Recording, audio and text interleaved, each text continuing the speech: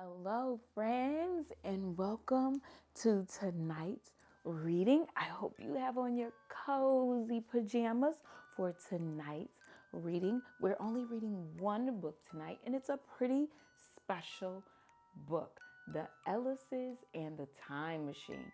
Why do we have to say Black Lives Matter? Written by Devale Ellis, illustrated by H. Pax. So this is a special book. I've read it on one of my lives before, but I'm excited to share this with you and for you to be able to watch it over and over. So let's say hi to the Ellises. Hi. And these are their boys, but they actually have a new addition. So anyway, let's start reading The Ellises and the Time Machine. Why do we have to say Black Lives Matter? So let's see. It was the perfect Saturday afternoon in Brooklyn at the Ellis home.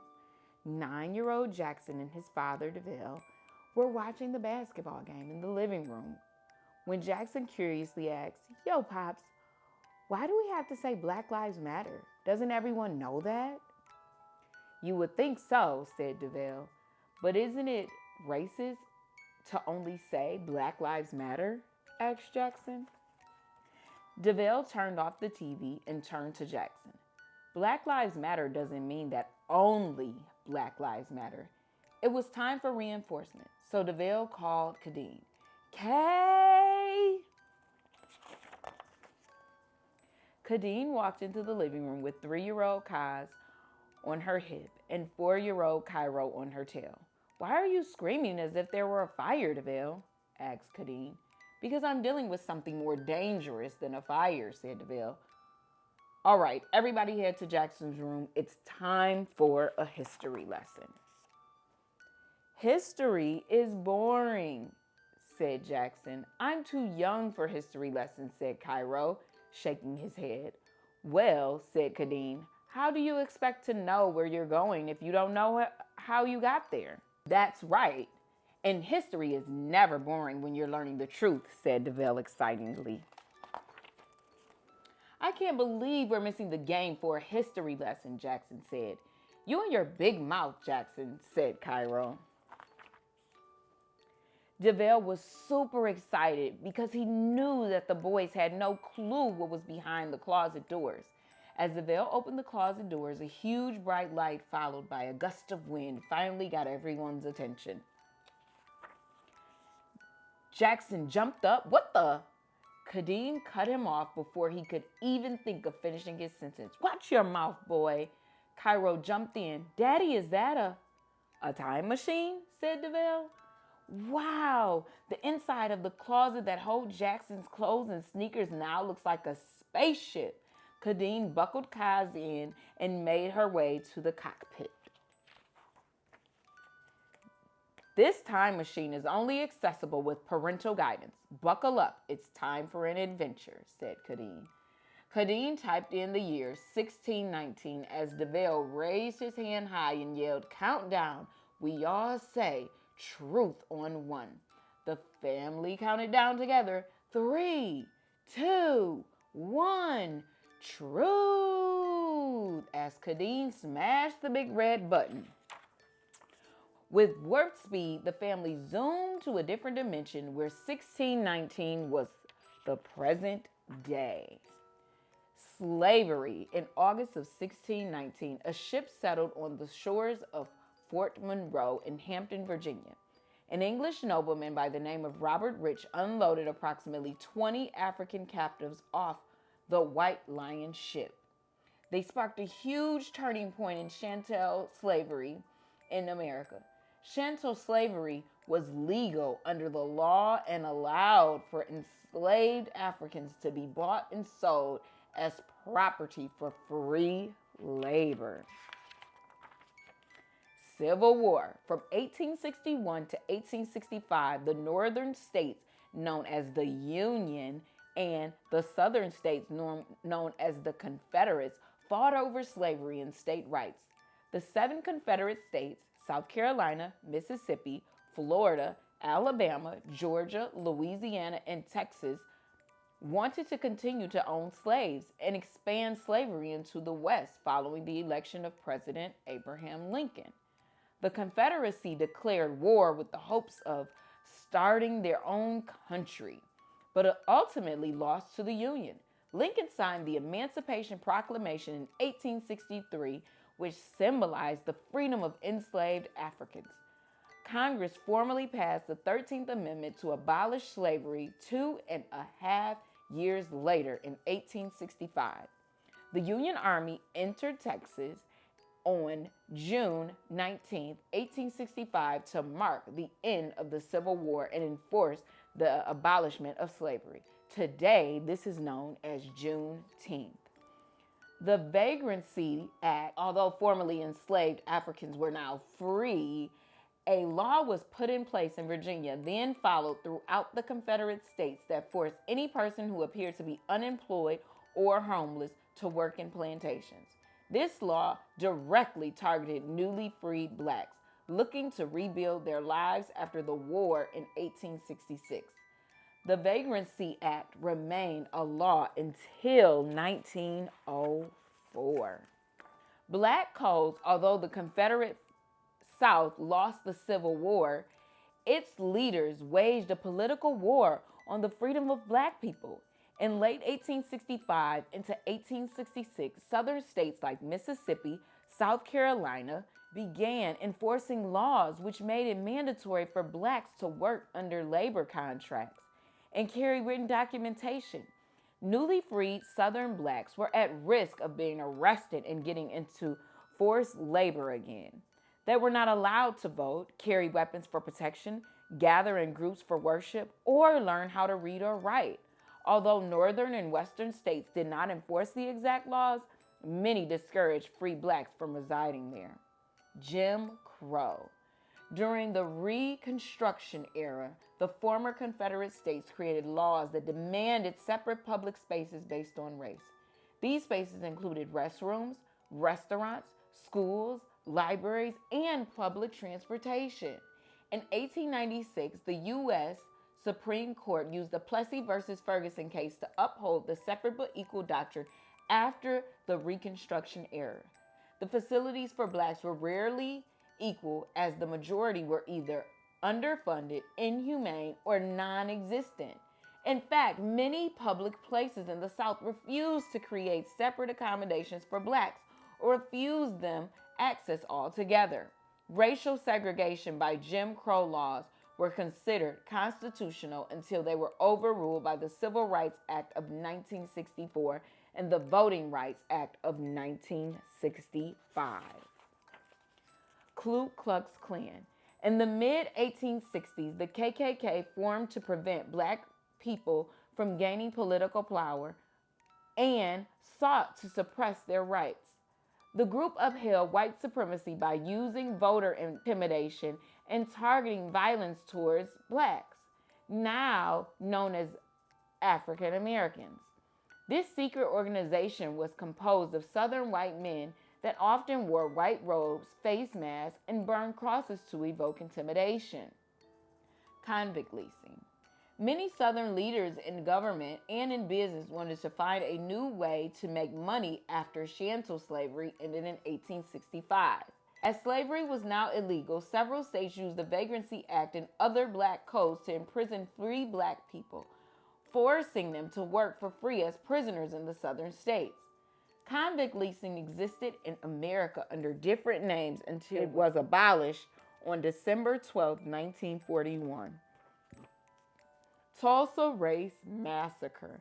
Although many free black people struggled to rebuild their lives after slavery, some got their footing. O.W. Gurley, a black landowner, educator, and entrepreneur, built the Greenwood Business District, known as Black Wall Street in Tulsa, Oklahoma.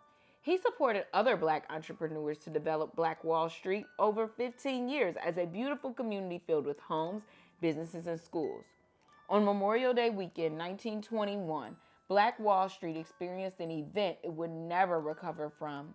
It all started when Sarah Page, a white woman operating an elevator, screamed after Dick Rowland, a young black man, entered the elevator. Rumors and accusations of sexual assault escalated during the police investigation, and an outraged armed mob of white people rioted Black Wall Street. As many as 300 Black people died. Over 800 were injured, and the 35 city blocks were burned to the ground. Sadly, this event has been left out of many American history books. Redlining. In 1934, during the Great Depression, the National Housing Act was enacted to address housing instability. The Federal Housing Administration was established to launch a mortgage insurance program, which consequently led to further segregation and gaps in fair opportunities between white and Black communities. The new housing market provided more housing and neighborhood improvements for white middle class and lower middle class families, while pushing Black families into urban housing projects. Additionally, housing credit for mortgages in Black neighborhoods was often denied. Special benefits were extended to real estate developers who were building neighborhoods for white Americans with the understanding that no homes could be sold to Black people. This promoted segregation and contributed to the wealth gap seen today. Police brutality. In 1954, during the Civil Rights Movement, Black Americans began experiencing extreme physical violence at the hands of the local police. These attacks were photographed and caught on camera, while protesters demonstrated nonviolent resistance and civil disobedience. Local governments often militarized their police forces against nonviolent Black protesters using water hose, dogs, batons, and excessive force that resulted in physical assaults, numerous arrests, and deaths. The Black Panther Party. After decades of using civil disobedience and nonviolent protests to combat racial injustices and police brutality, the Black Panther Party for Self-Defense was created by college students Bobby Seale and Huey Newton in 1966. The core purposes of this group was to empower and protect Black neighborhoods against police brutality. In response, the Black Panther Party, the U.S. FBI Director J. Edgar Hoover, led and developed a program called COINTELPRO to discredit and criminalize the party. COINTELPRO was a counterintelligence program responsible for causing major internal conflicts within the party and the assassination of many influential party leaders like Fred Hampton and Mark Clark. The War on Drugs.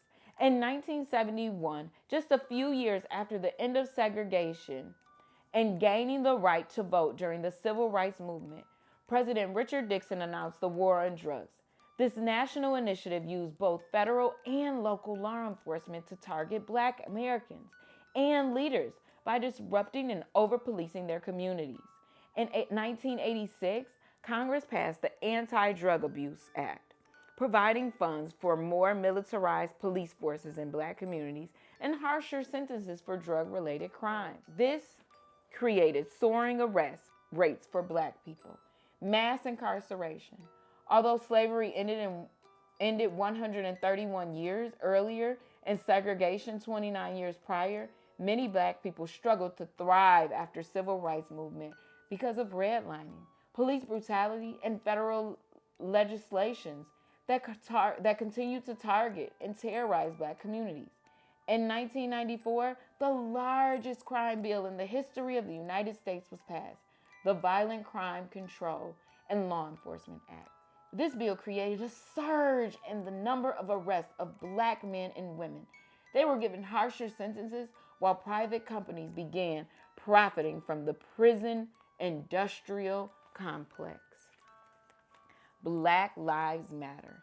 In July 2013, the Black Lives Matter movement was created by Alicia Garza, Opal Tometi, and Patrisse Cullors after the state of Florida failed to convict the murderer of an unarmed 17-year-old Black boy, Trayvon Martin, using the state's Stand Your Ground law.